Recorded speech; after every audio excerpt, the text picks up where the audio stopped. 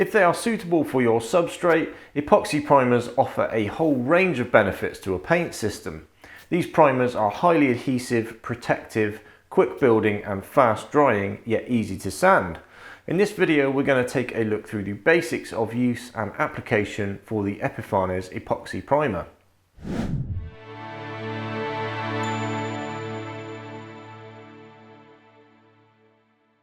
So the Epifanes Epoxy Primer is a two-part product that requires the mixing of two components. This makes for very predictable drying. It produces a hard protective barrier, but in turn means it has limited ability to accommodate movement. These harder, less flexible two-part products are best suited to what we would consider stable surfaces, which include steel, aluminium, GRP and stable wood surfaces such as plywood or cold moulded constructions. This primer will offer excellent adhesion to the surface and substrate protection. This means it can be used both above and below the waterline, offering great protection against water ingress. With this primer you will see fantastic corrosion inhibiting properties for metal substrates. And on GRP boats, for example, this primer can be used as a protective layer for the prevention of osmosis. So let's take a look at how to apply it.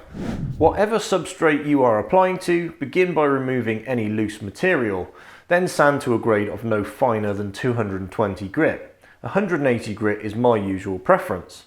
Either machine or hand sanding is fine for this.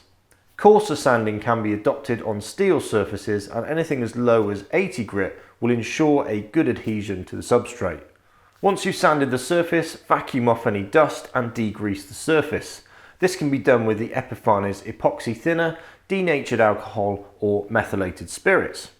Once the surface is abraded and cleaned, you can begin with application. As I mentioned, this is a two-part product, so we first need to mix the two components. These components can be measured either by volume or weight, and the ratios for this will vary based on which one of those you decide to use. Primers such as this one will be thick, and especially with component A, quite often separated in the tin.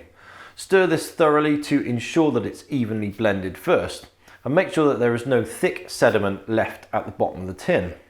For mixing by volume, a graduated mixing cup is a good recommendation. Identify the scale that matches the mix ratio of your primer. In this instance it is 4:1.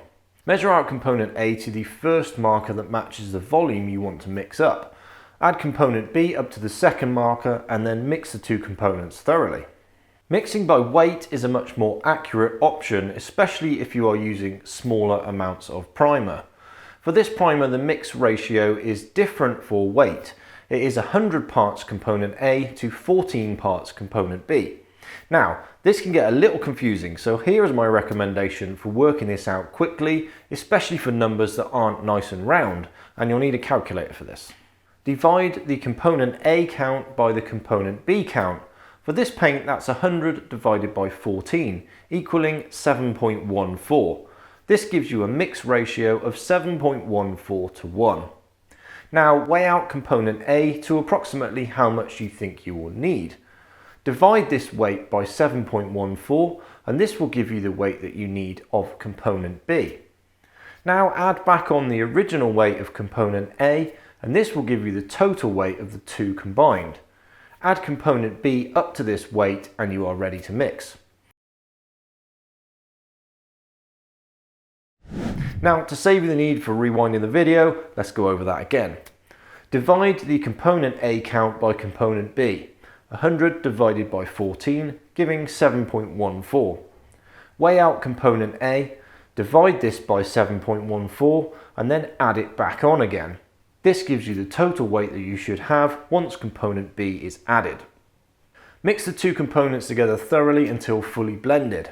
Now you have an induction time with this product, meaning that it wants to sit for a while to allow the reaction between both components to begin. Once mixed, leave the product in the mixing cup for around 20 to 30 minutes at 20 degrees C or 68 F before commencing application.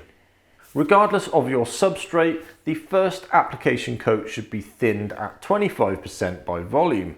This primer should be thinned with the Epifanes D601 epoxy thinner. Using any other product for thinning this is not recommended. Multiply your final mixed volume by 1.25 to give the total thinned primer volume. Apply the first coat with a brush, working it well into the surface. Brushing in opposing directions will ensure an even film coverage. This thinned first coat will help to increase your adhesion to your existing surface. Additional coats can now be applied. With this primer you can apply consecutive coats without the need for sanding in between, and you have quite a wide window of time in which to do that. Recoat times are 18 hours to 10 days at 12 degrees C or 54 F, 12 hours to 7 days at 15 degrees C or 59 F, 6 hours to 5 days at 20 degrees C or 68 F, and 4 hours to 4 days at 25 degrees C or 77 F.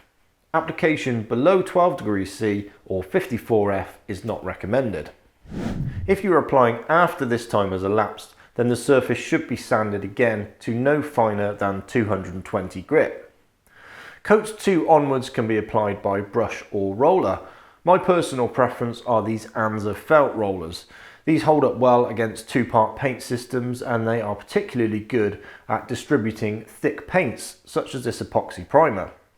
Thinning of coat 2 onwards is not really necessary, however 5 to 10% can be added if you like to help with application. This epoxy primer can also be applied by either air or airless spray.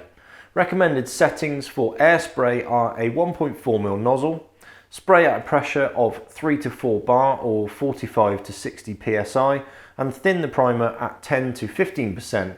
For airless spray, use a nozzle size of 0.419 to 0.525 inches, spray at a pressure of 170 to 250 bar, and thin the primer at 0 to 2%. The Epifanes Epoxy Primer forms a perfect base that is compatible with almost any brand and type of top coat paint, including anti-foul systems for use below the waterline. Take a look at some of my other video guides in which I cover the techniques for applying top coats over an epoxy primer base. So there we go, a hard wearing, highly protective and adhesive 2-part epoxy primer. If you have any questions, feel free to ask them in the comments below and I'll do my best to answer them or put them to the team at Epifanes if I'm not able. If you'd like to learn more about the boat painting process as a whole, then take a look at my online painting course, which you can find linked in the description below this video. Cheers guys, and I'll catch you in the next one.